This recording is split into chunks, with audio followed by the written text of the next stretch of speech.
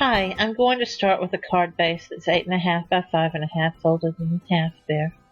And then I have the 3 by 4 cut apart piece in the pink, the green top note shaped piece, the butterfly, and the sentiment all come from the collection pack. It goes with this paper line. And I want a green mat to go underneath all that, so I'm going to take a piece of scrap paper from the 12 by 12. And I'm going to choose this corner just because I like the way it looks. I've discovered later that that little corner of the paper is darker than the green piece from the collection packs that is shaped like a top note. And so an easy fix is just to ink over it with distress ink that I show you in just a few minutes. And I like the other side of this paper too. So there's the green mat, and I'm going to layer everything on top of it just to see how it looks. I like to get a feel for that before I commit to anything and adhere it down. So I could just pile everything in the center there. But I end up moving that up and putting the sentiment underneath it. And I think that looks a little better. I'm also going to take this border strip from the sticker sheet and put it around the pink 3 by 4 card later. I'm going to ink everything with black soot distress ink, and if you've ever used this before, you know that a little bit goes a long way. So I'm just barely hitting the edges with that, but it will make all of the layers pop. And since I have a lot of layers going on here, this will help. I'm not going to ink the pink card yet because I'm going to put that decorative border around it.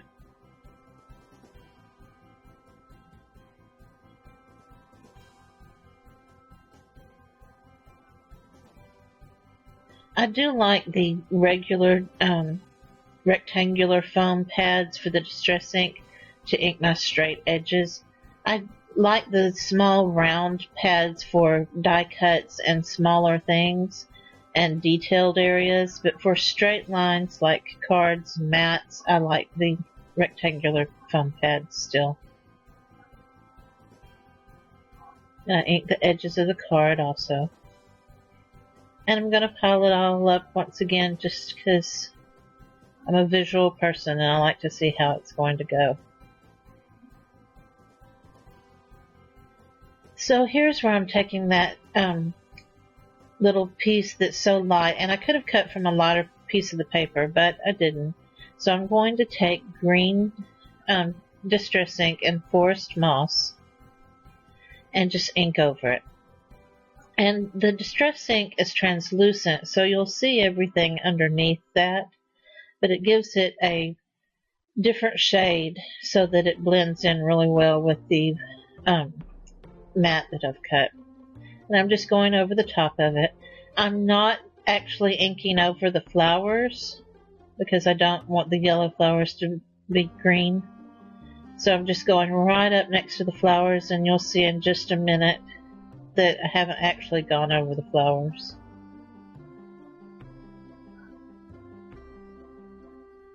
And it matches this mat much better now.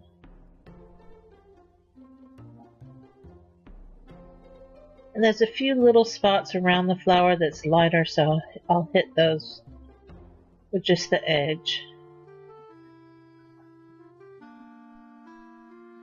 And now I've taken this border strip that's from the sticker sheet, and I'm just going to put it across the what ends up being the top. That's the bottom, but I figured that out later. And I'm going to cut the edges on a curve, just round the edges right there, so that when I piece it all together, you don't notice that it's pieced together so much. You just think that it all flows naturally as a frame. I'll cut those sharp edges off. And I'm putting this side piece behind the one I just cut for the top. Again, just trimming off the sharp edges. And here I've put that along the side. And I'll just cut the end. I end up rounding this edge too, but later I decide not to put a border on the bottom because it'll be covered up by the sentiment anyway. But I didn't know that at this point.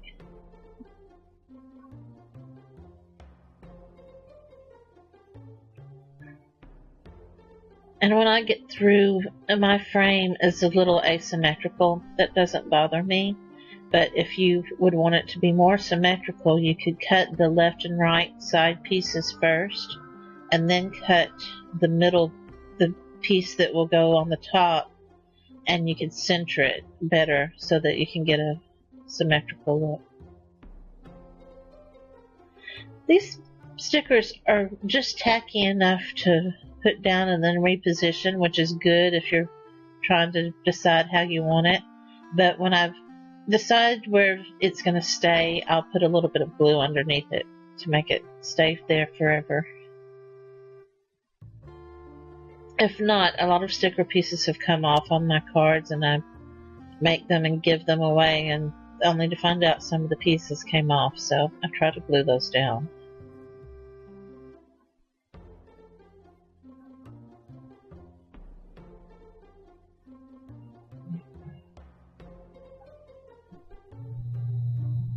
Here I'm just making sure that the edges are rounded.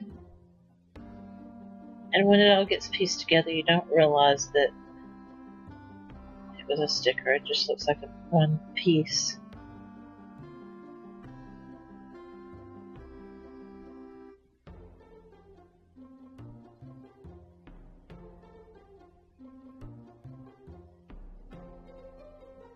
And I will stack it again.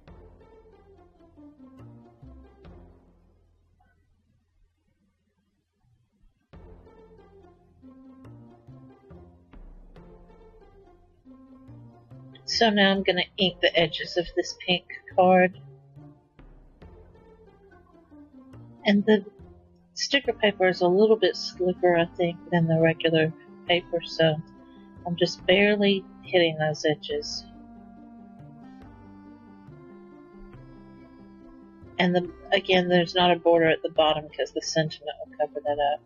So now I've decided that I like everything, and I'm going to use my handy dandy ATG gun to tape everything down. I got a little on the edge, and I just bring that back over with my finger so that it doesn't hang out and adhere to stuff when I'm done.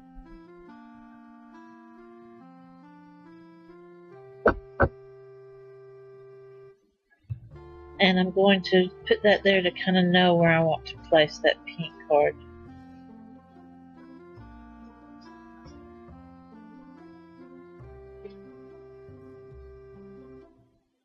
In fact, I'm just going to lay it there again and go over it. And I'm just putting the very top part of that pink piece down. And then I'll reposition it. But that just gives me a sense of where I really need to place that pink card.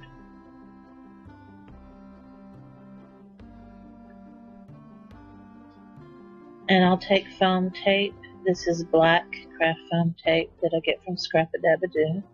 And I like that you can just get the tape and cut it any size you want instead of individual squares.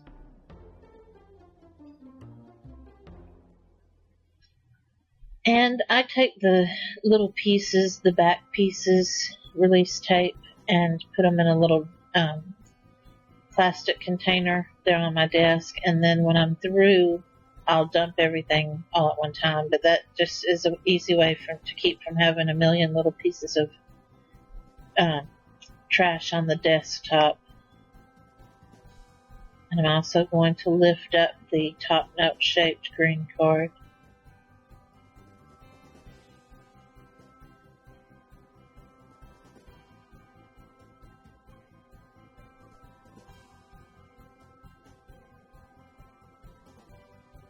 And I like that it's black foam tape so that you don't really notice it so much from the side once you put it on your card. White seems to stick out a lot, but the black just kind of blends in with everything.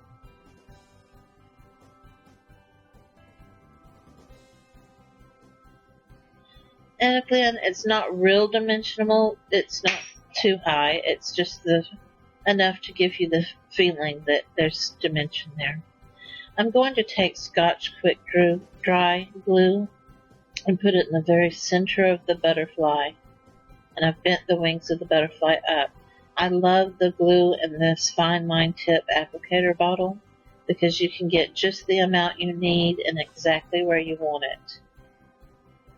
And I've ended up putting all my glues in those bottles because I just like the control. These are from Queen Bee. Little rhinestones. And I found that their adhesive isn't good enough to hold it forever.